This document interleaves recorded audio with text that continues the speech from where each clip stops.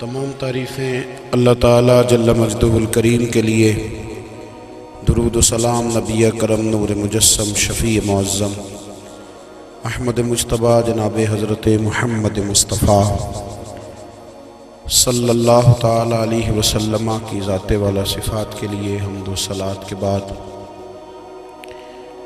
عزیز دوستو، بزرگوں اور بھائیوں،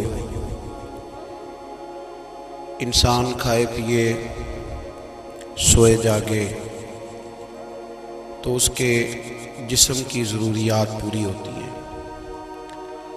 لیکن جب وہ اللہ کا ذکر کرتا ہے، نماز پڑھتا ہے، دعا مانگتا ہے، استغفار پڑھتا ہے، درود و سلام کے گجرے پیش کرتا ہے، تو پھر اس کی روحانی ضروریات پوری ہوتی ہیں۔ آج جس زمانے میں ہم وقت گزار رہے ہیں، لوگوں کی جسمانی ضروریات پوری کرنے کے لیے، غذائی ضروریات پوری کرنے کے لیے بہت سارے بندوبست کیے جا رہے ہیں، لیکن جتنا لوگ اپنی ظاہری ضروریات میں خود کفیل ہوتے جا رہے ہیں، اتنا ہی زیادہ وہ روحانی طور پر کمزور ہوتے جا رہے ہیں۔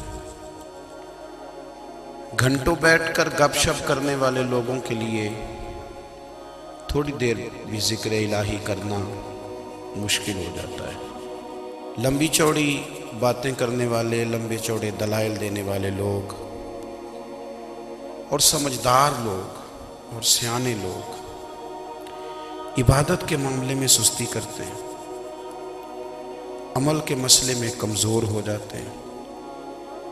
تسبیحات کرنا، وظائف پڑھنا، درود و سلام پڑھنا، کم بولنا، سچی بات کرنا، صبر سے رہنا، شکر کو اپنانا، قناعت اختیار کرنا، حسد، بغض، عداوت سے بچنا، یہ لوگوں کے لیے مشکل ہو جاتا ہے۔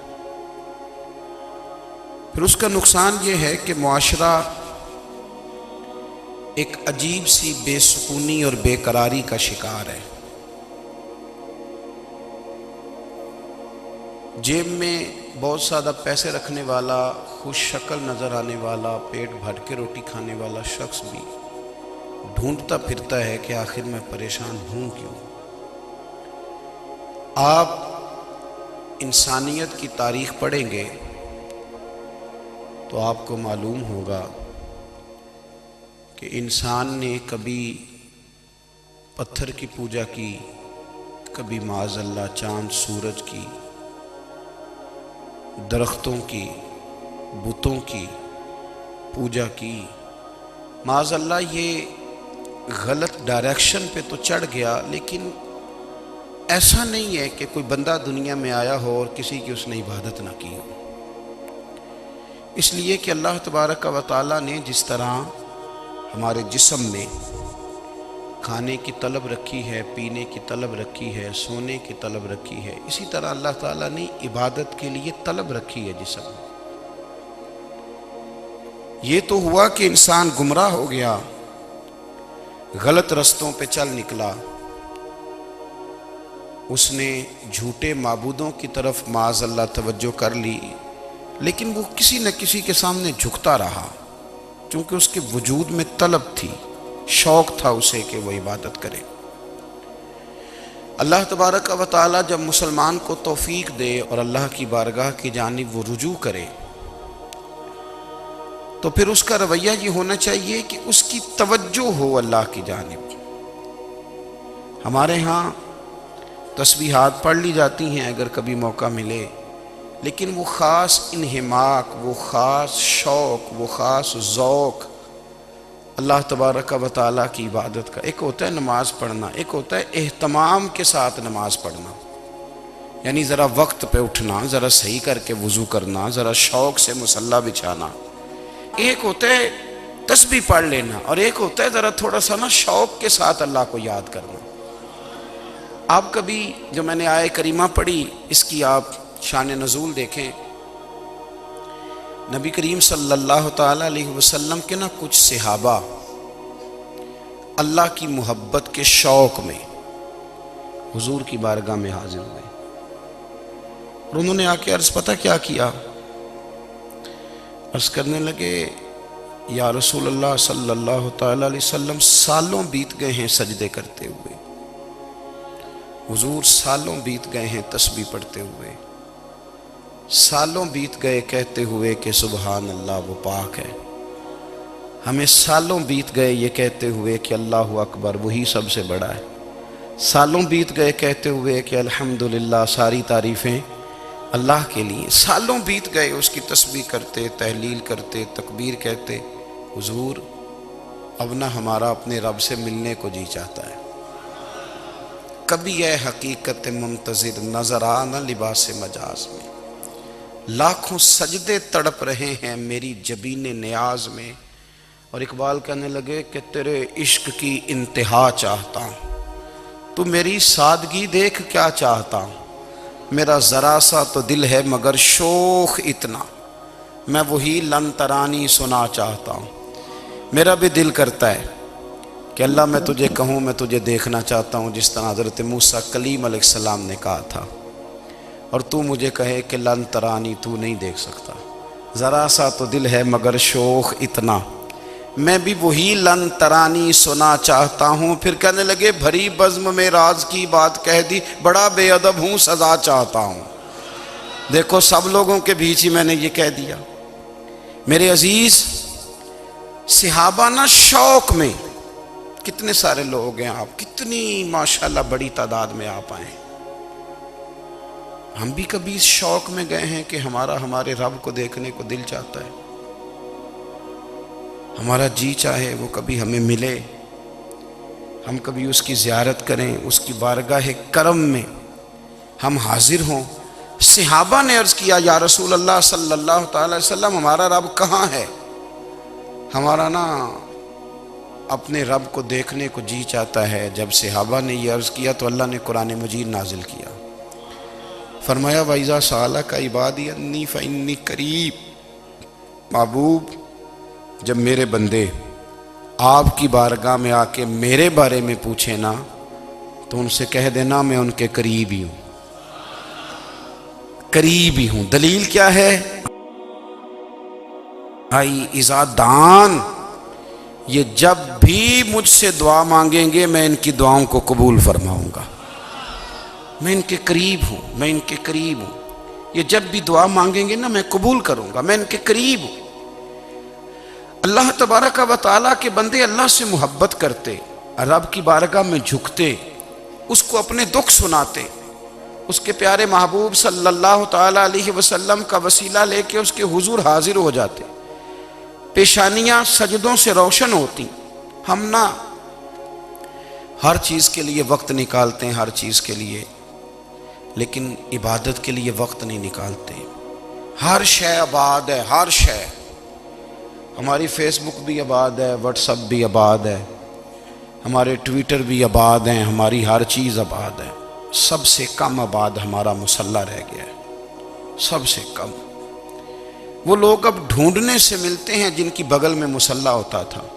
میرے بھائی آپ کتنا کو دنیا کے پیچھے بھاگو گے تھکا دے گی، کتنا دولت کے پیچھے بھاگو گے تھکا دے گی۔ آپ جب اپنی زندگی میں جمع تفریق کرو گے نا تو مرتے وقت احساس ہوگا کہ سارا کچھ تو لوگوں کے لیے کیا، اپنے لیے تو کر ہی کچھ نہیں سکے۔ اور ہم عبادت کے معاملے میں بہانے بازی بھی کرتے ہیں، ہم کہتے ہیں اوہو رزق کمانا بھی تو عبادت ہی ہے نا، تو میں حلال روزی کے لیے جا رہا ہوں، یہ بھی تو عبادت ہے نا۔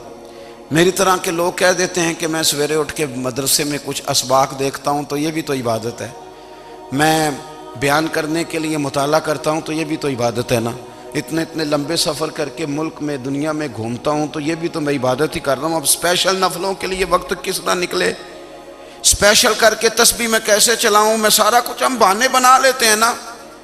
میرا سوال یہ ہے کہ یہ ساری باتیں صحابہ کو، نبی کریم کو، دیگر لوگوں کو بھی تو پتہ تھی نا، لیکن آپ غور تو کریں 23 سال حضور کو وقت ملا، مختصر وقت ظاہراً تبلیغ کرنے کے لیے، پوری دنیا میں دین بھی پھیلانا ہے، گھر میں 11 ازواج ہیں، 4 بیٹیاں ہیں، ان کی اولادیں، سارے کام کاج بھی دیکھنے ہیں، لیکن سیدہ طیبہ طاہرہ حضرت عائشہ صدیقہ رضی اللہ تعالیٰ عنہ فرماتی ہیں سارا دن تبلیغ کرتے، ہر غلام کے دکھ سنتے، گھر میں آتے تو اپنے گھر والوں کا خیال کرتے، کام میں ہمارا ہاتھ بٹاتے۔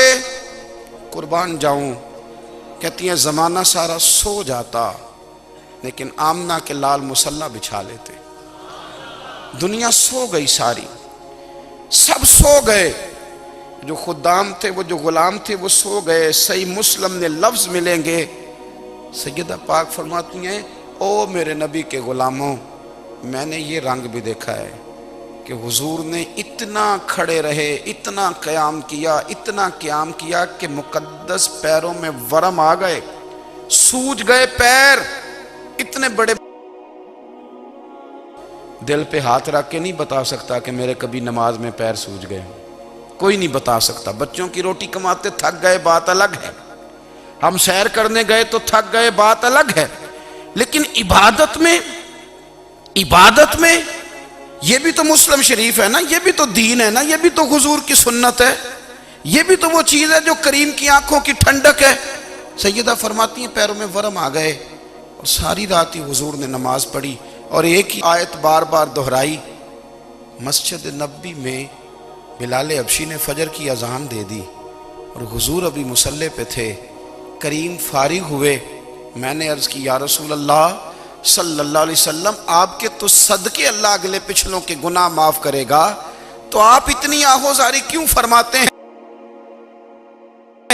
آپ تو شفیع ہیں، آپ تو انبیاء کے امام ہیں۔ تو حضور نے فرمایا عائشہ تم نے گنوایا ہے نا میرے اللہ کی مجھ پر کتنی رحمت ہے، افلا اکون عبدا شکورا، فرمایا اگر اس نے اتنی نعمتیں دی ہیں تو کیا میں اس کا شکر گزار بندہ نہ بنوں؟ میں شکر گزار بندہ نہ بنوں اس کا؟ پھر اگر اتنی نعمتیں اس نے دی ہیں، مجھے اتنا نوازا ہے، تو پھر میں اس کے سامنے سجدے نہ کروں؟ او میرے بھائی، بڑے قابل فخر لوگ ہیں ہم کہ ہم نبی پاک کے غلام ہیں، ہم قابل فخر ہیں کہ نبی کریم کے غلام ہیں۔ کیا کبھی اس غلامی کے شکرانے میں بھی 2 نفل پڑھے کہ یا اللہ تیرا شکر ہے تو نے ہمیں حضور کا غلام بنایا ہے؟ یاد رکھیں کہ اپنی روحانی زندگی کو آباد کریں، استغفار پڑھیں، تسبیحات کریں۔ حضرت عبداللہ ابن عمر رضی اللہ تعالیٰ عنہ حضرت عمر کے صاحبزادے، مکہ مکرمہ میں ان کی قبر ہے۔ میں نے جب انہیں پڑھا تو مجھے ان سے بڑا پیار ہو گیا، لیکن آپ کو پتہ ہے وہاں جا کے کسی شخص کا مزار تلاش کرنا یا پوچھنا ایک مشکل کام ہوتا ہے۔ تو ایک دفعہ میں مکہ شریف میں حاضر تھا، تو ایک گاڑی والا ڈرائیور مجھے کہنے لگا کہ مولانا میں آپ کو جانتا ہوں، مجھے آپ سے محبت ہے، ایک بات بتاؤں آپ کو؟ میں نے کہا بتاؤ۔ کہنے لگے حضرت عبداللہ ابن عمر کی قبر دیکھنی ہے۔ میں نے کہا یہ تو نہیں کہہ رہا، یہ کسی نے بندوبست کرایا ہے، یہ اللہ نے تیرے دل میں بات ڈالی ہے، یہ ہو گیا تو لے چل مجھے۔ حضرت عبداللہ ابن عمر کو نبی پاک نے فرمایا تھا راجل صالح، یہ نیک بندہ ہے، یہ متقی آدمی۔ حضرت عبداللہ ابن عمر رضی اللہ تعالیٰ عنہ سیدنا فاروق اعظم رضی اللہ تعالیٰ عنہ کے صاحبزادے ہیں، اور ان کی ہمشیرہ سیدہ حفصہ رضی اللہ تعالیٰ عنہ حضور کی زوجہ محترمہ ہے۔ ایک دن اپنی ہمشیرہ سے کہنے لگے کہ نبی کریم صلی اللہ تعالیٰ علیہ وسلم گھر میں آئے نا، اور اگر حضور غم امت میں پریشان نہ ہوں، طبیعت کو حشاش بشاش دیکھو، تو ذرا پوچھنا تو صحیح حضور کا میرے بارے میں کیا خیال ہے، پوچھنا تو صحیح کہ کریم کی بارگاہ میں میرا کیا مقام ہے، میرے بارے میں حضور کیا فرماتے ہیں۔ اب بہن کو کام بتائے، اور بتائے بھی بھائی، اور پھر بہن وہ کام نہ کرے، یہ تاریخ میں ہوتا نہیں۔ حضرت عمر فاروق رضی اللہ تعالیٰ عنہ کی صاحبزادی ام المومنین رضی اللہ تعالیٰ عنہ فرماتی ہیں کہ میں تو بس منتظر تھی، انہوں نے تو کہا تھا نا کہ اگر تم حشاش بشاش دیکھو تو بات کرنا، لیکن حضور تشریف لائے، میری باری تھی، میرے گھر تشریف لائے، کھانا پیش کیا تو فوراً میں نے عرض کی حضور ایک بات پوچھنی تھی۔ تو حضور نے فرمایا پوچھئے۔ میں نے عرض کی حضور میرے بھائی عبداللہ ابن عمر کے بارے میں آپ کا کیا خیال ہے؟ نوجوانوں میری بات پہ غور کرنا، میرے بھائی کے بارے میں آپ کا کیا خیال ہے؟ تو نبی کریم صلی اللہ تعالیٰ علیہ وآلہ وسلم نے میری طرف دیکھا، اور پھر حضور زیر لب تھوڑا مسکرائے، اور بریلی کے امام کہتے ہیں کہ حضور مسکرا دیتے تھے نا تو جو بڑا دکھی ہوتا تھا وہ بھی ہنس پڑتا تھا۔ اب سوال پیدا ہوتا تھا کہ پھر تو اس مسکراہٹ کے لیے انتظار کرنا پڑتا ہوگا کئی کئی مہینے کہ حضور مسکرائیں تو رونے والے ہنسیں، تو اعلیٰ حضرت فرماتے نہیں، انتظار نہیں کرنا پڑتا، یہ مسکراتے رہنا تو حضور کی عادت ہے۔ جس کی تسکین سے روتے ہوئے ہنس پڑے اس تبسم کی عادت پہ لاکھوں سلام۔ یعنی یہ تو عادت ہے حضور کی مسکراتے رہنا، اس کے لیے انتظار نہیں کرنا پڑتا۔ بھائیو آپ خیال رکھیں گے، غور کریں گے، حضرت عبداللہ ابن عمر رضی اللہ تعالیٰ عنہ کے بارے میں پوچھا تو سیدہ فرماتی ہیں کہ نبی کریم صلی اللہ تعالیٰ علیہ وسلم نہ زیر لب مسکرائے اور فرمایا حفصہ تیرا بھائی ہے تو اچھا، لیکن میں نے سنا ہے کہ عشاء کی نماز پڑھتا ہے تو فجر تک سویا ہی رہتا ہے۔ او نوجوانوں، 10 بجے تک سونے کی بات نہیں ہوئی، 9 بجے تک سونے کی بات نہیں ہوئی، 11 بجے اٹھنے کی بات نہیں۔ حضور فرمانے لگے میں نے سنا ہے کہ عشاء کی نماز پڑھ کے سو جاتا ہے اور فجر تک سویا ہی رہتا ہے، اسے چاہیے کہ تہجد کے وقت اٹھا کرے، اللہ کی بارگاہ میں حاضر ہوا کرے، آہوزاری کرے، سجدے کرے، عبادت کرے۔ اٹھتا ہے اور فجر میں جا کے اٹھتا ہے۔ حضرت جناب حفصہ رضی اللہ تعالیٰ عنہ کہتی ہے میں نے جناب عبداللہ ابن عمر کو پیغام دیا اور میں نے کہا میرے جوان بھائی سن، نبی پاک نے فرمایا ہے تو اچھا پر تہجد میں نہیں اٹھتا، نفل نہیں پڑھتا۔ او میری ملت کے جوانوں، مزہ نہیں آ جاتا جب ساری دنیا سوئی ہو، ساری دنیا، اور بستر بھی گرم ہو اور نیند بھی پورا غلبہ کر رہی ہو، اور اچانک گھنٹی بجے دماغ میں، آنکھ کھلے، گھڑی پہ نظر پڑے، 3:30 4 بجے کا پیغام گھڑی بتائے، اور کوئی چڑھتی جوانی والا اٹھ کے وضو کرے، اور جب وہ مصلی کھول کے بچھائے تو مدینے والے محبوب کہتے ہیں کہ ہر نماز پہ رب ثواب دیتا ہے، اور جو اٹھ کے تہجد کی نماز پڑھے اسے دیکھ کے تو رب مسکراتا ہے، جو اس کی شان کے لائق ہے، جو اس کی شان کے لائق، وہ مسکراتا ہے، خوش ہوتا ہے کہ میرا بندہ تہجد میں اٹھ گیا، وہ مسکراتا ہے۔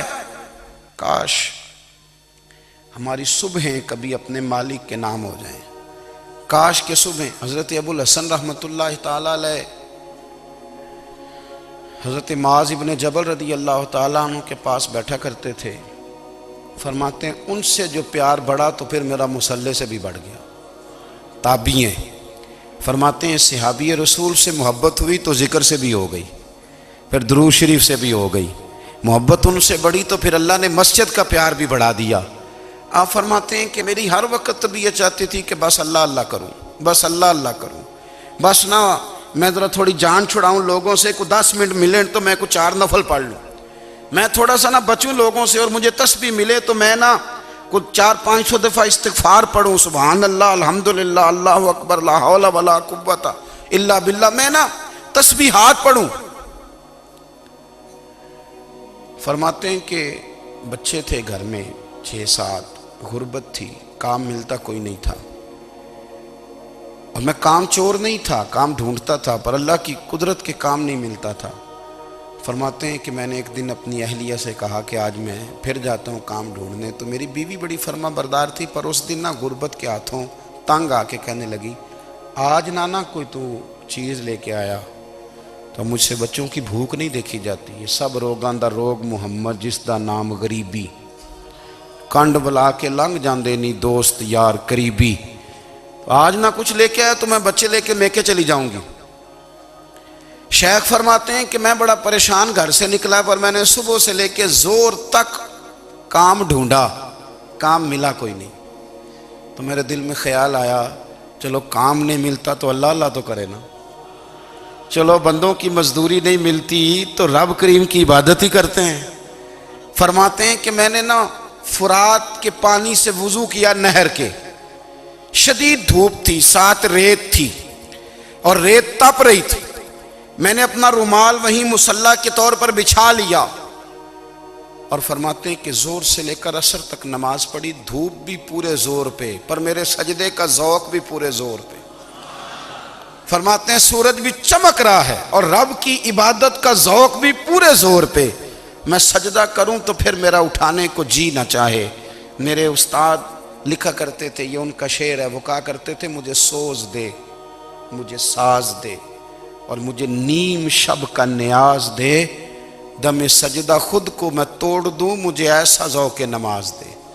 اور میں تیری بہار کا پھول ہوں، میں کھلا بھی ہوں تو تیرے لیے، مجھے میری شاخ سے توڑ لے، مجھے اپنی زلف کا ناز دے۔ بھائی فرماتے ہیں کہ عصر تک میں نے نفل پڑھے، دل ڈھلنے لگا، عصر کی نماز پڑھی اور میں وہاں سے چلا۔ اب میں جب نکلنے لگا تو دل میں خیال آیا کہ چھوٹی چھوٹی دیواریں ہیں گھر کی، بغیر کچھ لیے جاؤں گا تو بیوی دور سے دیکھے گی تو شور کرے گی کہ پھر خالی ہاتھ آ گیا ہے۔ کہتے میں نے اپنے اسی رومال میں جس پہ میں نے نماز پڑھی تھی نا، رومال میں کی آخی دے پنجابی جو صافہ کہتے ہیں، اسی میں نا میں نے کچھ ریت بھر لی کہ وہ دور سے دیکھے گی تو سمجھے گی کچھ لے کے آیا ہے، چلو جا کے اسے بتا دوں گا کہ آج پھر مزدوری نہیں ملی۔ کہتے ہیں وہ ریت لے کر جب میں گھر میں گیا تو پہلے بیوی دروازے پہ کھڑی ہوتی تھی، پوچھتی تھی خالی ہاتھ آ گئے ہو؟ آج میں نے دیکھا تو ہے ہی کوئی نہیں۔ فرماتے ہیں میں اندر داخل ہوا، سلام لیے، کونے میں میں نے وہ رومال رکھ دیا اور میں نے آواز دی کہ بھلی مانس کہاں ہو؟ تو وہ کہنے لگی آپ منہ ہاتھ دھو لیں، میں روٹی لے کے آئی۔ میں نے کہا روٹی کہاں سے آ گئی؟ یہاں تو کئی دنوں کے فاقے، تو کئی دنوں کی غربت ہے، یہاں تو اس گھر میں تو فقیری ہے۔ فرماتے ہیں کہ وہ روٹی لے کے آئی اور اس وقت کی جو موجودہ نعمتیں تھیں، سمجھ لیں سلاد، اچار، ہر چیز ساتھ لائی۔ میں نے کہا کہ بچے کہاں گئے؟ کہنے لگی وہ کھانا کھا کے کھیلنے گئے، آپ کھانا کھا لیں آ جاتے۔ کھانا اس نے چن دیا۔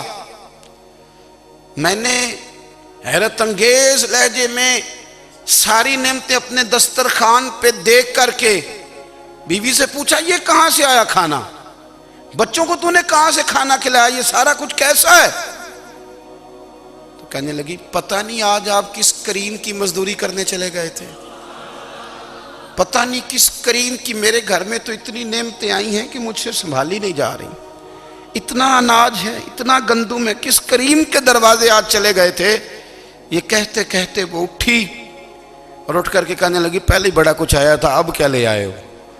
اور جا کر کے نا اس نے وہ ریت والا رومال کھولا، کہنے لگے میں تو لے کے آیا تھا ریت، تو میرے رب نے اسے بھی سونے اور ہیرے بنا دیا تھا۔ جب آپ کی توجہ اللہ کی جانب، میرے نبی پاک صلی اللہ تعالی علیہ وسلم نے فرمایا ہر چیز اپنے رب سے مانگ، ہر چیز مانگ، ہر چیز مانگ۔ یا رسول اللہ کیا کچھ؟ میرے محبوب نے فرمایا تیرے گھر میں نمک بھی ختم ہو جائے تو وہ بھی اپنے رب سے مانگا کر، تو مانگنا وہ تجھے دے گا، تو اس کی بارگاہ میں کشکول طلب دراز تو کرنا۔ اور ترمذی شریف میں عجیب لفظ ہیں، رسول کائنات نے فرمایا، رب کریم فرماتا ہے جب میرا بندہ ہاتھ اٹھاتا ہے نا تو مجھے حیا آتی ہے کہ میں خالی کیسے لوٹا دوں اس کے، اتنے بڑے بادشاہ کی بارگاہ میں۔ او بھائی لوگوں سے عزتیں تلاش کرتے ہو تو وہ کیا تمہیں عزت دیں گے؟ وہ تو کل اچھا کہتے ہیں پرسوں برا کہنے لگ جاتے ہیں۔ لوگوں کے سامنے گڈ بک میں آنا چاہو گے تو وہ تو سویرے تمہارے بارے میں کچھ کہیں گے، شام کچھ اور کہیں گے۔ اپنی روحانی زندگی آباد کریں، اپنے مسلح کو وقت دیں، اور دنیا سے چھپ کر اس موبائل کو بند کر کے اور اپنے آپ سے بھی چھپ کے اور تنہا ہو کے چھپا کے سارا کچھ اپنے آنسو اپنے رب کی بارگاہ میں پیش کریں، اس کے حضور حاضری دیں۔ سنو نا ترمذی کی حدیث، اور اسے یاد رکھنا، نبی پاک علیہ السلام نے فرمایا اپنے دکھ لوگوں کے سامنے نہ بیان کرنا، سیٹھوں نوابوں کو نہ بتاتے پھرنا، دنیا داروں کے سامنے جا کے نہ رونا کہ میں تکلیف میں ہوں۔ فرمایا اگر دنیا داروں کو دکھ بتاؤ گے رب تمہیں کبھی غنی نہیں کرے گا، اور لوگ ہیں کہ الٹا مذاق اڑائیں گے۔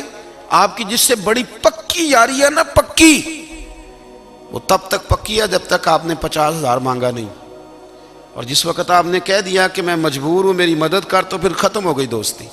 لوگوں کی تعلقات آپ کے ساتھ تب تک ہیں جب تک آپ ان سے کوئی ضرورت وابستہ نہیں کرتے۔ کریم محبوب فرمانے لگے بندوں کے سامنے دکھ نہ بیان کرنا، اللہ تجھے کبھی غنی نہیں کرے گا، تو اپنے دکھ اپنے رب کو بتا، تو دعائیں مانگ، تو اس کی بارگاہ میں حاضر ہو، تو اس کے حضور عرض کر۔ فرمایا اپنے دکھ اپنے رب کو بتا، وہ جلدی کرے یا دیر سے کرے تجھے ساری دنیا سے بے نیاز کر دے گا، تجھے کسی کا محتاج نہیں رہنے دے گا۔ اپنے مصلے کو، اپنی دعاؤں کو. ایک بزرگ فرماتے ہیں میں نے دعا مانگنے کا طریقہ اپنی بیوی سے سیکھا. دعا مانگنے کا طریقہ اپنی، سیکھنے والے تو اپنے بچوں سے بھی سیکھ لیتے ہیں، سیکھنے والے تو ہر ایک سے سیکھتے ہیں. وہ کہتے ہیں میں نے دعا مانگنے کا سلیقہ اپنی بیوی سے سیکھا ہے. حضرت وہ کس طرح؟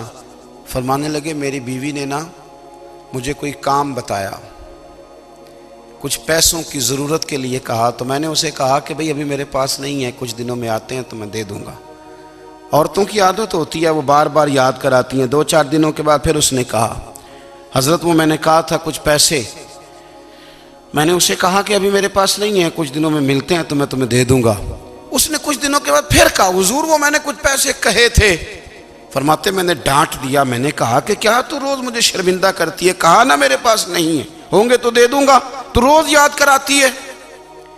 فرماتے ہیں اس نے پہلے تو میری ڈانٹ کو سہا، پھر میرے سخت جملوں نے اس کی آنکھوں میں آنسو پیدا کر دیے، پھر اس نے اپنے آنچل میں اپنے اس دکھ کو سمیٹا، اور پھر اس نے ایک جملہ کہا تو میں رو پڑا اور مجھے اپنے رب سے مانگنے کا طریقہ آ گیا. مجھے کہنے لگی حضرت جی آپ نے ڈانٹ دیا میں نے سہ لیا، پر آپ ہی میرے شوہر ہیں، بتائیں نا آپ سے نہ کہوں تو میں کس سے جا کے کہوں. فرماتے ہیں میں رو پڑا اور میں کھل کے رویا اور میں تڑپ کے رویا اور پھر میری سسکیاں بند گئیں. تو مجھے کہنے لگی آپ کو کیا ہوا؟ میں نے کہا مجھے بھی دعا مانگنی آ گئی ہے. جب میں اسے کہوں گا نا اللہ تو ہی میرا رب ہے، میں تجھ سے نہ کہوں تو میں کس سے جا کے کہوں؟ میں کیوں کسی بندے سے سوال کروں؟ میں کیوں کسی دنیا دار سے کہوں؟ میں تیرے بندوں کا، نیک بندوں کا وسیلہ لے کے، تیرے محبوب کی غلامی لے کے تیری بارگاہ میں آیا، تجھ سے نہ مانگوں تو کس سے مانگوں؟ سمجھ آ گئی ہے جب میں اس رنگ میں مانگوں گا تو میرا رب میرے اوپر بڑا ہی فضل فرمائے گا، وہ میرے اوپر بڑی رحمت کرے گا، وہ میرے لیے آسانیاں کرے. عزیز دوستو ہم اس طرح کرنے لگ گئے ہیں کہ ہم نے نا اپنے تعلقات پر اعتماد کرنا شروع کر دیا ہے. میرے تعلقات بہت ہیں. ہم نے اپنی دولت پر اعتماد کرنا شروع کر دیا ہے، میرے پاس دولت بہت ہے. ہم نے اپنے علم پر، اپنی شہرت پر اعتماد کرنا شروع کر دیا ہے کہ میرے پاس فلاں چیز بہت ہے. یاد رکھنا جب بے نیاز اپنی صفت بے نیازی دکھاتا ہے تو بڑی بڑی دولتوں والے مجبور نظر آتے ہیں. بھائیو جب انسان کا رشتہ اپنے مالک کے ساتھ ہوتا ہے پھر تو غم بھی کچھ نہیں کہتے، پریشانیاں بھی کچھ نہیں کہتی، پھر تو زندگی صبر والی، پھر تو زندگی توکل والی، پھر تو زندگی بھروسے والی. پھر انسان اپنے آپ کو رسوا نہیں کرتا، دنیا داروں سے امیدیں اس کی ختم ہو جاتی، امیدیں اللہ رسول سے لگا لیتا ہے، مضبوط ہو جاتا ہے، مضبوط، طاقتور ہو جاتا ہے، خوددار ہو جاتا ہے، باوقار باعزت ہو جاتا ہے. حضرت بہلول دانا رحمت اللہ علیہ بیٹھے تھے تو ہارون رشید حج کر کے آ رہا تھا، تو رستے میں حضرت شیخ سے ملاقات ہو گئی تو السلام علیکم کے بعد کہنے لگا حضور کوئی حکم ہو تو بتائیے گا. تو حضرت بہلول دانا فرمانے لگے تیرا رب کون ہے؟ اس نے کہا اللہ. تو فرمایا میرا کون ہے؟ کہا اللہ. فرمانے لگے تو بڑا ہی بیوقوف ہے، کیا تو یہ سمجھتا ہے کہ رب ہارون رشید کو تو دے گا اور بہلول دانا کو بھول جائے گا؟ تیرا بھی وہی رب ہے، میرا بھی وہی رب ہے. اس نے اگر تجھے دے کے آزمایا ہے تو ہو سکتا ہے مجھے نہ دے کے آزما رہا ہو. جب اس کی حکمت کے تقاضے ہوں گے تو عطا کرے گا اور دے گا. تو جا اپنا کام کر. بھائی اپنی روحانی زندگی، اپنی عبادات، اپنے وظائف، اپنے روزمرہ کے معاملات، اپنی دعائیں، اپنا استغفار. دیکھو کوئی مشکل کام تو نہیں 2 رکوع ہیں سورہ واقعہ کہ اگر رات کو پڑھ لی جائے تو. میں کس طرح یہ بات بیان کروں کہ تعویذ بانٹنا آسان ہے اور وظیفہ بتانا مشکل ہے. سارا دن تعویذ بانٹیں تو لوگ لینے کو تیار ہیں، اور اگر آپ وظیفہ بتائیں تو کہتے ہیں تو مشکل کام ہے. او خدا کے بندے، اگر آپ کا تعلق قرآن پاک کے ساتھ مضبوط ہو، قرآن پاک کے ساتھ اگر آپ کا رشتہ ہو، لوگ سفارشیں ڈھونڈتے ہیں نا دنیا میں، کوئی تعلق مل جائے تو میرا کام ہو جائے. دنیا میں اتنا مشکل معاملہ ہے، آخرت میں مجھے بتائیے گا کتنا مشکل معاملہ ہوگا. میرے نبی پاک صلی اللہ تعالیٰ علیہ وسلم نے فرمایا جو لوگ سورہ ملک پڑھا کرتے تھے نا، سورہ ملک، یہ سورت ملک قیامت میں ان کی سفارش کرے گی. اور اس طرح کرے گی کہ کہے گی اے اللہ یہاں اس بندے کو جنت میں داخل کر دے یا مجھے قرآن پاک سے علیحدہ کر دے. تو رب فرمائے گا جا اس کا دامن تھام کے اسے جنت تک پہنچایا. آپ بات کو سمجھیں، جب آپ کے تعلقات اپنے معاملات کے ساتھ مضبوط ہوں گے، یہ نبی کریم نے وعدہ کیا ہے کہ تو سورت واقعہ پڑھ تیرے گھر میں فاقہ نہیں آئے گا.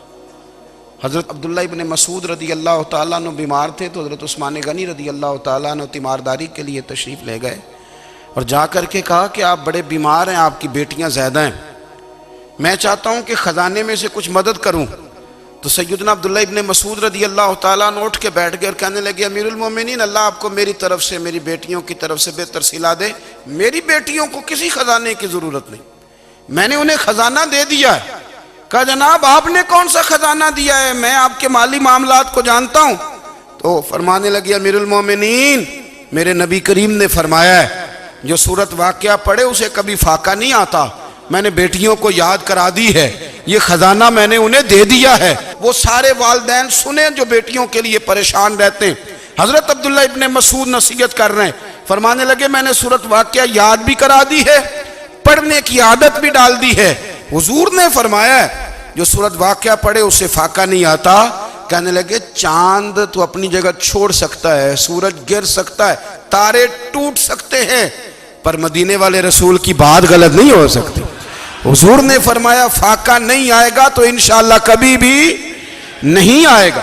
کرنے کا کام یہ ہے کہ ہم اپنے معاملات، اپنی عبادات، اپنی دعائیں کبھی 10 منٹ عادت ہو جائے نا دعا مانگنے کی علیحدہ سے رات کو. حضور نے فرمایا جو فرض نماز کے بعد دعا مانگے اللہ اس کی قبول کر لیتا ہے. نبی پاک صلی اللہ تعالیٰ علیہ وسلم نے فرمایا اللہ مسافر کی دعا قبول فرماتا ہے. حضور نے فرمایا اللہ مظلوم کی دعا قبول فرماتا ہے. حضور نے فرمایا بیمار سے دعا کراؤ اللہ اس کی دعا قبول فرماتا ہے. میرے نبی پاک نے فرمایا ماں باپ جب بھی اولاد کے لیے ہاتھ اٹھائیں، ویسے تے بلے شاہ تو آسمانی اڈ دیاں ہی پھڑ دیں، جڑا گھر بیٹھا انہوں بڑھیا ہی نہیں. حضور فرمانے لگے ماں باپ جب بھی اولاد کے لیے دعا فرمائیں اللہ ان کی دعا کو قبول کرتا ہے. آپ اپنا تعلق بنائیں دعا کے ساتھ، عبادت کے ساتھ، مصلی کے ساتھ رشتہ بنائیں، استغفار پڑھیں. صلاح الدین ایوبی صلیبی جنگوں میں تھے، رات کو مسجد اقصیٰ میں نماز پڑھی تو پریشان تھے. ایک بزرگ سے ملاقات ہوئی تو وہ کہنے لگے کہ آپ بڑے پریشان ہیں. کہنے لگے حضور پریشان اس لیے ہوں کہ پہلے ہی مسلمان کمزور ہے، اب میں نے سنا ہے دشمن کا ایک بحری بیڑا وہ جنگی سامان سے بھرا ہوا آ رہا ہے، تو اب ان کے پاس اور تلواریں اور نیزے آ جائیں گے، مسلمانوں کے پاس پہلے ہی وسائل کی کمی ہے، پریشان ہوں کس طرح کر کے مقابلہ کریں گے. یہ بات کہتے ہی صلاح الدین ایوبی نے بزرگوں سے کہا حضور آپ بھی دعا کرنا، دعا کی بڑی طاقت ہے. میرے نبی پاک نے فرمایا دعا مومن کا ہتھیار ہے، دعا مومن کا، دعا مومن کا. حضور نے فرمایا تقدیر کو سوائے دعا کے کوئی چیز نہیں بدل سکتی. دعا مومن کا ہتھیار ہے، یہ کافر کے پاس کوئی نہیں، یہ ہتھیار ہے مومن کا. اللہ کرے آپ کو سمجھ آئے. پھر سنیں کئی بار کہہ چکا ہوں یہ ہتھیار ہے. کافر کے مقابلے میں جو تیرے پاس سب سے بڑا ہتھیار ہے وہ دعا ہے. دعائیں کرانی چھوڑ دی، کرنی چھوڑ دی، لینی چھوڑ دی.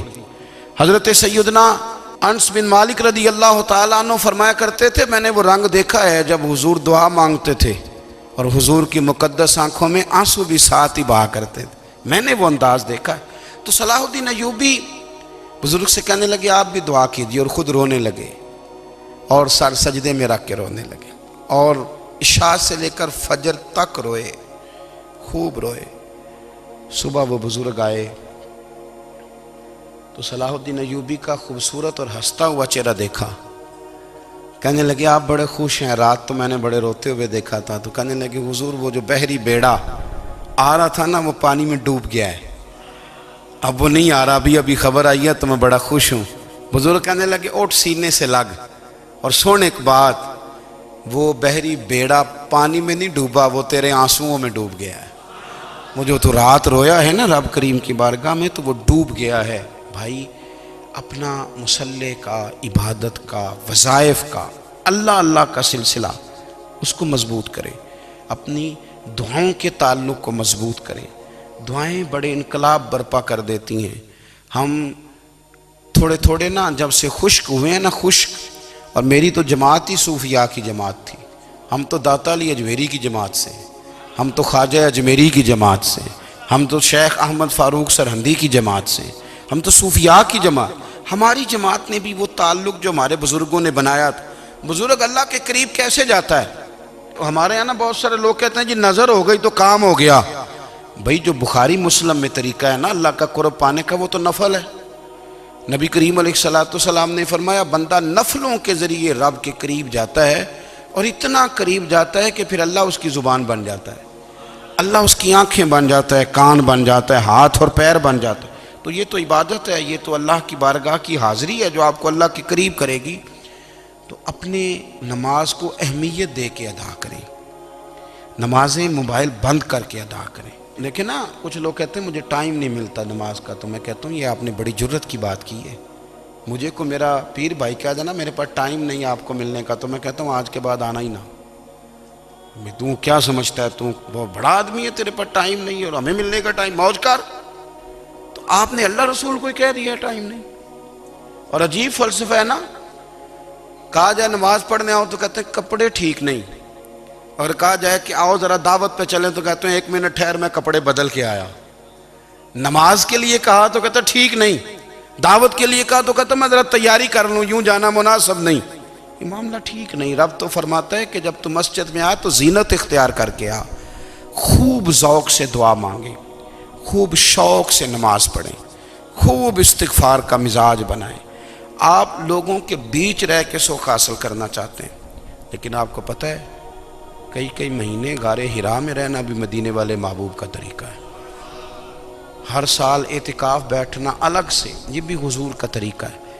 مسجد نبوی کے اندر دروازہ کھلتا تھا نبی کریم کا، پر گھر کے اندر نفل پڑھے نبی پاک، اور حضور فرماتے ہیں کچھ نفل نماز گھر میں بھی پڑھا کرو، گھر کو قبرستان نہ بناؤ۔ ہمارا گھر اللہ کے ذکر سے آباد ہوگا اگر ہم نماز پڑھیں گے نا۔ میں جب سنت پڑھنے کے لیے گھر میں کھڑا ہوتا ہوں تو میرا جو 2.5-3 سال کا بیٹا ہے نا، وہ بھی میرے ساتھ نماز پڑھنی شروع کر دے۔ اسے پتہ کوئی نہیں نماز کیا ہوتی ہے، لیکن وہ بھی نا سجدہ نہ بھی کرنا ہے تو ساتھ لیٹ ضرور جاتا ہے۔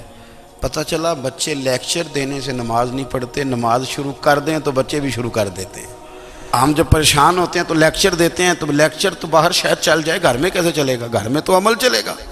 تو میرے عزیز، آج کے اس روحانی اجتماع میں ہمارے دوستوں نے جو محنت کی، ہم نے بار بار اپنی نیت سے پوچھا خدا ہمیں معاف کرے اگر کوئی ذاتی شہرت ہے، کوئی ہمارے ذاتی مفادات ہیں، رب ہمیں ہدایت دے۔ ہماری یہ خواہش تھی کہ روحانی اجتماع ہمیں تھوڑا سا اللہ اور اس کے رسول کے جانب مائل کرے، کچھ ہمارا رشتہ مصلی کے ساتھ مضبوط کرے۔